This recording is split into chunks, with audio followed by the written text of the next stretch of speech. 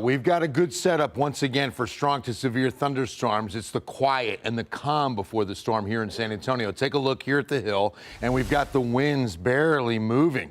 The flags are still along the flagpoles here at KENS 5, so things again on the quiet side. We're cloudy. There's a little bit of light rain at the airport, 68. Northeast breeze stabilizing things just a tad, but that dew point, 67. We're still tropical. And overnight, we should be getting right back up into the 70s into the morning hours for sure. So we're not going anywhere on those dew points, and that's a bit of the fuel that we need and part of the, ingredients that are in place. And that's why the tornado watch is in effect out west. Now, notice it does not include San Antonio. I'll show you future radar, but it does come as far east as Bandera, Medina Lake, Kerrville, of course, Lakey, Uvalde, Del Rio, Bracketville, Rock Springs, Sonora, and Junction.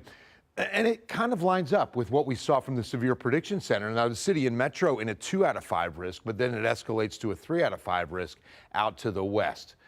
And then tomorrow, I want to show you that conditions are changing just a bit as we shift the focus east in the I-35 corridor for a 2 out of 5 risk. Most of San Antonio, only a 1 out of 5 risk of severe weather on Tuesday and Tuesday night. The last of the rain. We see some of these showers come in a few hours ago, but now they've dissipated. These last like 5 minutes, maybe a 1/10 of an inch.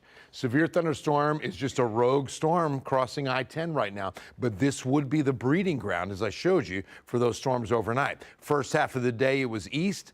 Overnight, it's going to be to the west. Now, these two models side by side. First, we've got 2 a.m. on this first one. And by the way, this is the IBM model that performed so excellent last week.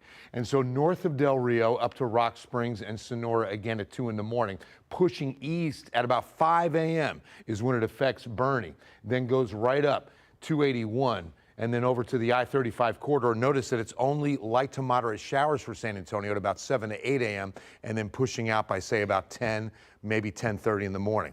But this is a big upper level low back to the west, so there's a lot of energy. Now the second model. At about midnight, we expect that line to develop out near Rock Springs, break up a little bit, impact Kerrville at 2 a.m., and then about the same, 5 to 6 a.m., Bernie, right up 281, I-35 corridor through about mid-morning. And it does agree with the first model that everything's out by mid-morning. Good news for my daughter's field trip to SeaWorld.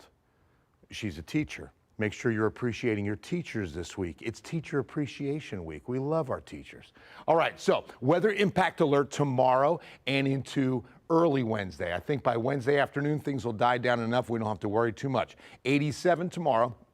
The chance overnight into the morning running at about 60 to 70%. But during the day tomorrow, 30 to 40%. I don't think we're going to see much until, again, late tomorrow into Wednesday morning, and then maybe an isolated shower or two Wednesday afternoon. Fabulous weather behind this system. In fact, look at this weekend. Northerly winds are in place, lower humidity. 63 to 82 Saturday, Mother's Day, 59 to 84. Beautiful weather. In fact, we'll go into a rain-free pattern once we get rid of this rain after the next 48 hours. Nate?